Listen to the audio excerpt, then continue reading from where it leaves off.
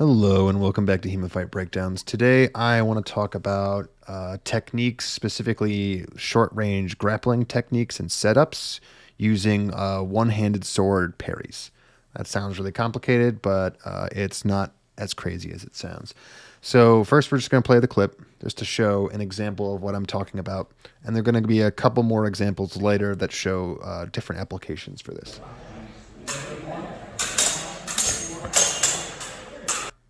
So I wanted to bring this one up particularly because it doesn't complete.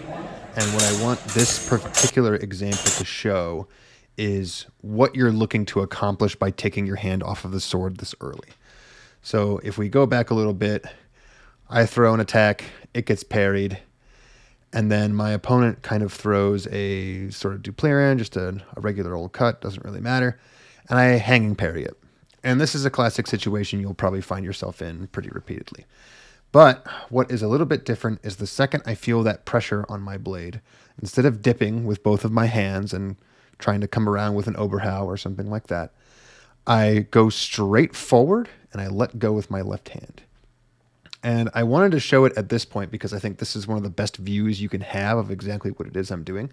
I'm going from a hanging parry, letting go with my left arm and sort of shooting it underneath of my blade. And the reason why I'm doing this is that this hand being up in the air with the hanging parry there is going to come into play later when you're trying to respond to somebody who has done something to attack you and they haven't gotten out of the way. I just wanted to use this particular example first because it's the clearest of what's going on. So here's an example of it sort of going right and sort of going wrong. And I think I want to display this particular example because it's sort of like a grappling scramble, but just a little bit outside of the normal grappling range. And what I want to talk about is the versatility of having your arm up in the air like this. So footage is a little bit corrupted, so we sort of have to start here. But basically, same sort of setup. I've thrown a left Oberhau. I've thrown an attack at my opponent's right side. They have parried it.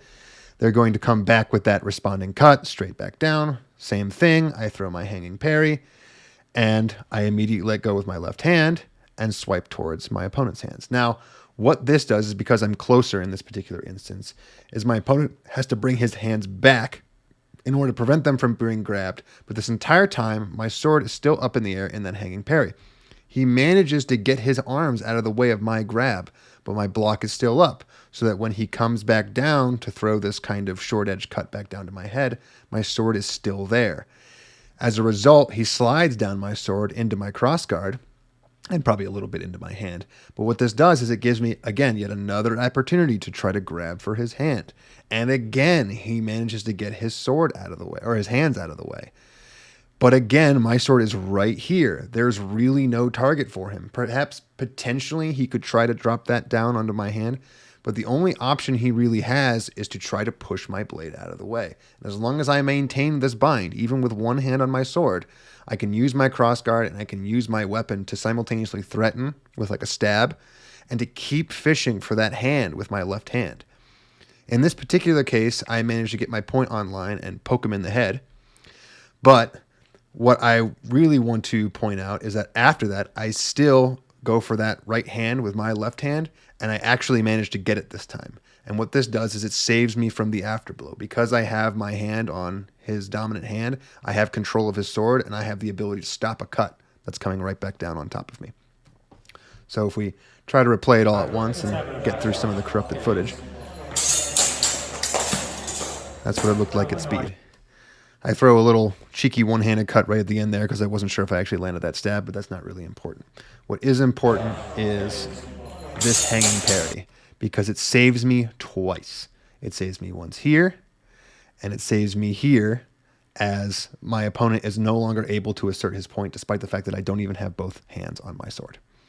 This is his attempt to parry my thrust out of the way. Didn't quite make it, but I think even if he had, his tip would have gone out of the way. My thrust wouldn't have landed, but it wouldn't have mattered because my left hand was right there, right onto his hand.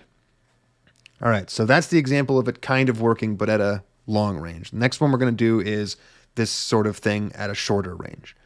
So here we are with another example. Same day, different fighter, but exact same sort of situation. Well, at least a similar enough simulation. So we're going to play the clip here. And what the purpose of this is that it shows the versatility of what having your free left hand can do. So in this particular case, I miss a thrust over my opponent's left shoulder. And we come to this middle bind and we're very close. But you still see that I do this same sort of hanging thing with my right arm while simultaneously letting go with my left arm. That's because despite the fact that there's no cut to be blocked with my sword in my right arm, it's sort of bound up in my opponent's hands right now. But what's far more important is that I'm going to be doing all of my grappling with my left hand. My right arm is up here. It's not doing anything useful for me. I can't deliver a cut. I can't deliver a thrust. I can't really meaningfully deliver a slice. So it's all about my left hand putting me in the position that I want to be in. My opponent was sort of going for what would have been another Oberhau there. But as they're pulling their arm back, I managed to pull their sword back down into their chest. And from here, I have a completely free arm that's been up in the air, holding that hanging parry the entire time. And it's a trivial thing to simply bring it down on my opponent's head with a little bit of a cut, right? So if we watch this whole thing again one more time. There you go. And the reason all three of these are good examples is because what I'm trying to demonstrate here is that hanging parry is not being held up in my right hand to block anything in particular. It's really only there to do two things. Perform a necessary task of any grapple, which is to take your dominant hand and the hand that has your sword still in it and pull it away out of the action. Because the further away it is, the more likely you're going to be able to keep control of it and prevent your opponent from grabbing it with their own left hand. That's 9 times out of 10 what happens in any grapple situation. So when you leave it up in the air like that, you're putting up a little bit of a defense in case a cut manages to be thrown. You're fishing for your opponent's arms with your left hand, which means that if they take too long to get into whatever position they're getting into, or if they're running away, you have your chances to grab their hands and stop their offense. And if you do manage to do a good grapple with your left hand and you get one or both of your opponent's arms completely out of the equation, your right arm, your dominant arm with the sword is right up in the air, already perfectly in a good position to pull back and deliver a thrust, to simply cut down into the head, or to pommel into the head.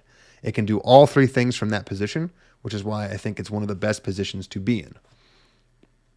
So that's going to be it for today. If you'd like to see your own footage featured on the channel, feel free to send me an email at HEMAFightBreakdowns@gmail.com.